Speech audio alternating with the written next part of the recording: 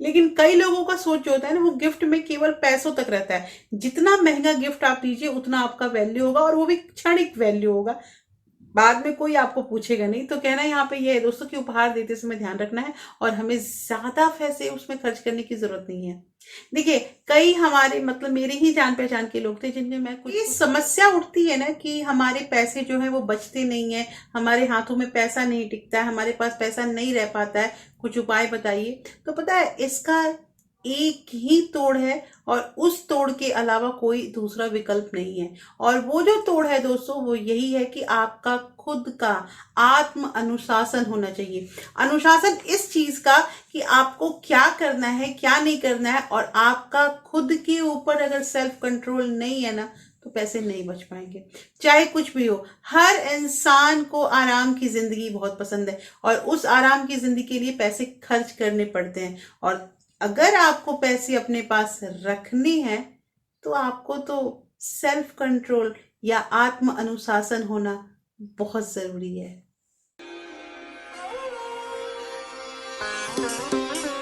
Everyone, welcome back to my channel real life with Tukku. कैसे हैं आप लोग? आई होप आप बहुत अच्छे होंगे और सेहतमंद होंगे, और आप लगातार लगातार मेरी वीडियो के साथ भी बने हुए होंगे। दोस्तों, आज की वीडियो में आपको 7 ऐसे तरीके बताऊंगी जिससे पैसे बचेंगे, पैसे बचेंगे, बढ़ेंगे, और वो सारी चीजें होंगी जो हम चाहते हैं। देखिए, हर इंसान चाहता है कि जब उसकी सैलरी आती है तो वो कुछ पैसे बचा ले, और उस पैसे को बचाने के लिए वो जद्दोजहद करता रहता है, तरह तरह के उपाय करता रहता है। लेकिन बहुत बार ऐसा होता है कि वो उपाय करते करते विफल हो जाता है। तो आखिर क्या कारण है विफल होने का, वो तो मैंने आपको स्टार्टिंग में ही बता दिया कि आत्मानुशासन होना बहुत जरूरी है।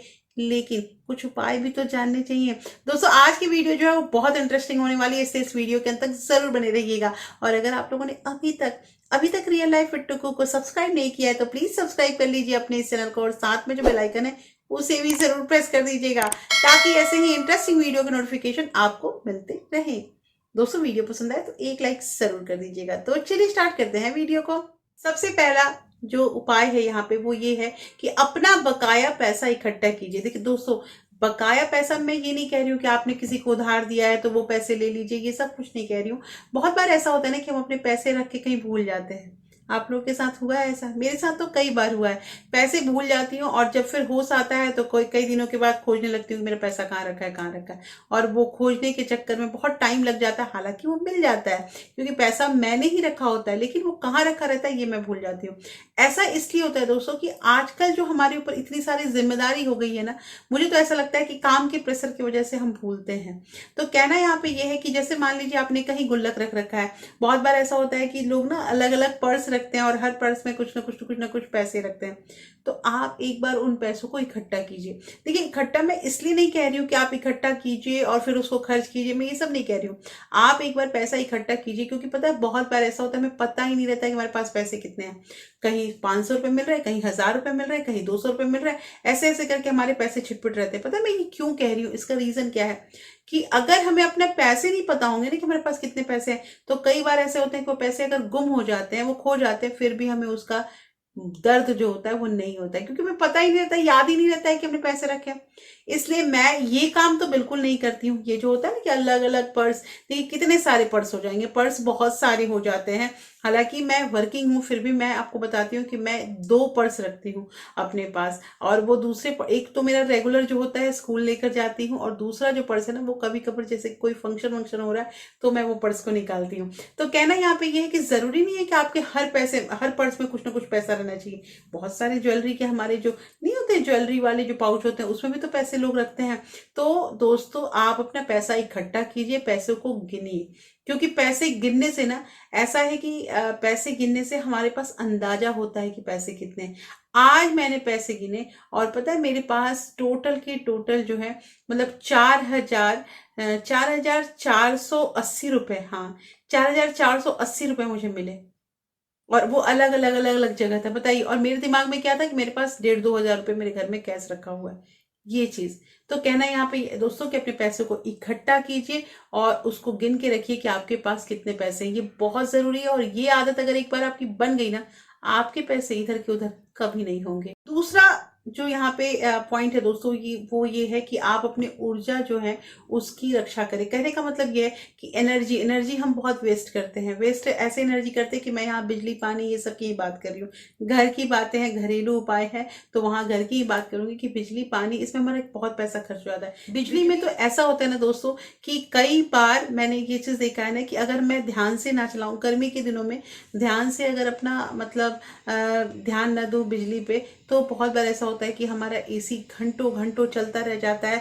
और कई बार तो ऐसा होता है कि पूरी रात एसी चलता है और सुबह जाके बहुत बड़ा अफसोस होता है जब 13 से 14 यूनिट मुझे दिखता है।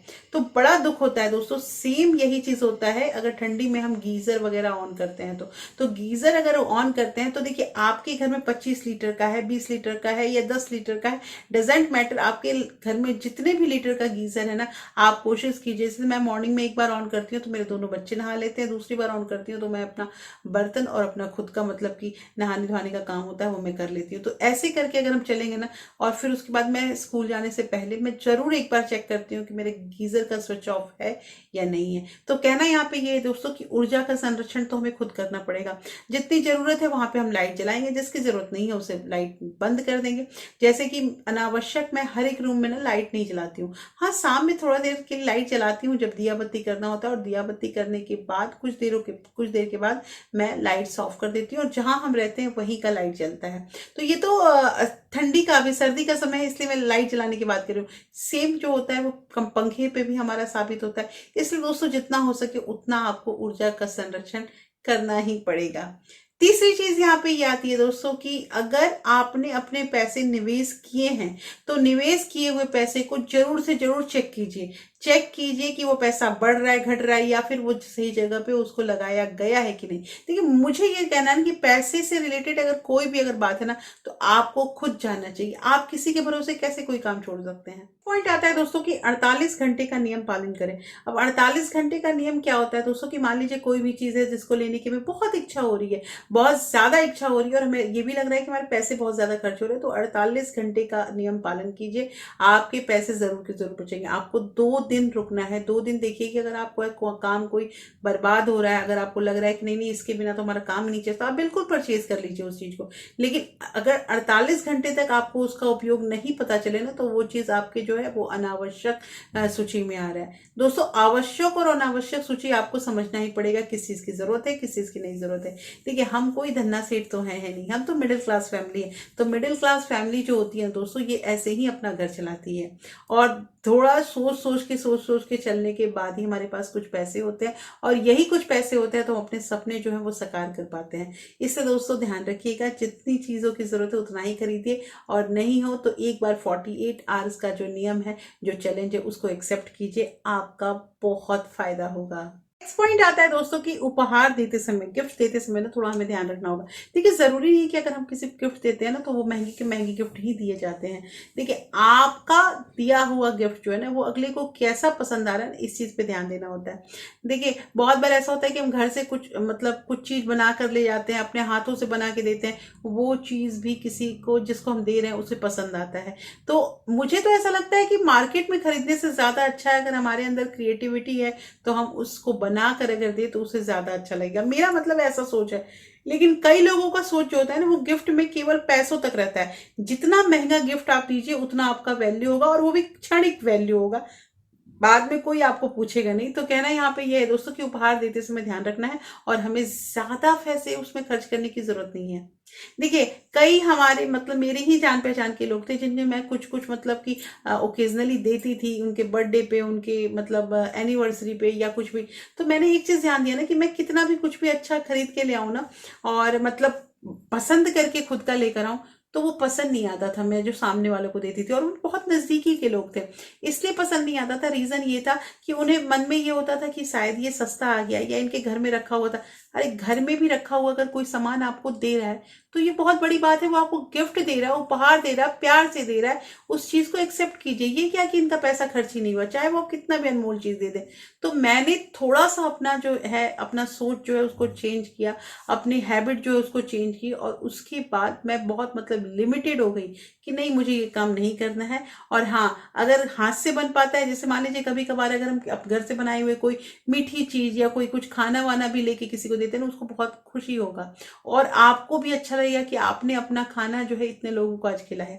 अच्छा लगता है ना। तो कहना यहाँ पे ये, और कभी कभी तो किसी के साथ समय बिताते हैं ना, अगर हम टाइम बिताते हैं, वो भी बहुत बड़ा गिफ्ट माना जाता है। पॉइंट जिस पे हमेशा हमेशा मैं जोर देती हूँ वो ये है कि आप अपने इनकम की सोर्स जो है वो जनरेट कीजिए। देखिए, आप क्या करते हैं क्या नहीं करते हैं, मान लीजिए आप कुछ नहीं करते, आप घर में हाउस वाइफ है, लेकिन आपके हस्बैंड अगर ऑफिस जाते हैं तो उसके बाद आपने अपने लाइफ को, अपने मतलब कि जितने आपके टाइम बच रहे हैं उसको कैसे यूटिलाइज किया है? सो के, रील देख के, स्क्रॉल करके, या टीवी देख के। अगर ये सब चीजें हैं तो इसको स्टॉप कीजिए और कुछ अच्छा करने की कोशिश कीजिए। क्योंकि कई बार ऐसा होता है ना कि हम कुछ सोच भी लेते हैं हम ये काम करेंगे और फिर हमें कस्टमर नहीं मिलता होता है ना, तो उसके लिए पब्लिसिटी करना पड़ता है और उसके लिए मैंने सेपरेट वीडियो दे भी रखा है कि आप कैसे अपने ब्रांड, अपने मतलब जो भी आपका चीज है उसको कैसे पब्लिश कीजिएगा, कैसे लोगों के सामने लेकर आइएगा। और वो जो वीडियो ना उसमें बहुत अच्छे आप लोगों के व्यू मिले, आप लोगों का रिस्पॉन्स जो है वो भी बहुत अच्छा हुआ है। इसलिए दोस्तों ध्यान रखिएगा इस चीज को। और ये जो पॉइंट है ना, ये बहुत इंपॉर्टेंट पॉइंट है। लास्ट का पॉइंट मुझे यही कहना है कि अगर आप कहीं से डेट लेते हैं, कहीं भी आपका कर्ज है ना, तो पहला आपका काम यही है, सेविंग करने से पहले, कि आप अपने कर्ज को खत्म कीजिए। देखिए, कर्ज अगर खत्म कर देंगे ना, तो उसके बाद जो पैसे आप सेव कर रहे हो वो तो आपके अपने पैसे हुए, लेकिन पहले कर्ज को खत्म कीजिए। क्योंकि बहुत बार ऐसा होता है कि ये कर्ज जो है ना, इसका मतलब कि इंटरेस्ट इतना ज्यादा बढ़ जाता है कि हम, मुझे लगता है कि पूरी जिंदगी लग जाती है उस कर्ज को खत्म करने में। तो आप इसी चीज को ध्यान दीजिए और आप पहले अपना कर्ज खत्म कीजिए, उसके बाद अगर आपके पास पैसे बचते हैं ना, उन पैसों की सेविंग करना स्टार्ट कीजिए। तो दोस्तों, कैसी लगी आज की वीडियो मुझे जरूर बताइएगा। होपफुली ये सातों के सातों पॉइंट जो है मैंने आप लोग बताए, इसको इम्प्लीमेंट भी कीजिएगा और इम्प्लीमेंट करने के बाद मुझे कमेंट करके जरूर बताइएगा कि फायदा हो रहा है कि नहीं हो रहा है। फिर मिलते हैं ऐसे एक इंटरेस्टिंग वीडियो के साथ, तब तक अपना प्यार सपोर्ट ऐसे ही बरकरार रखिएगा। Thank you. Thanks for watching.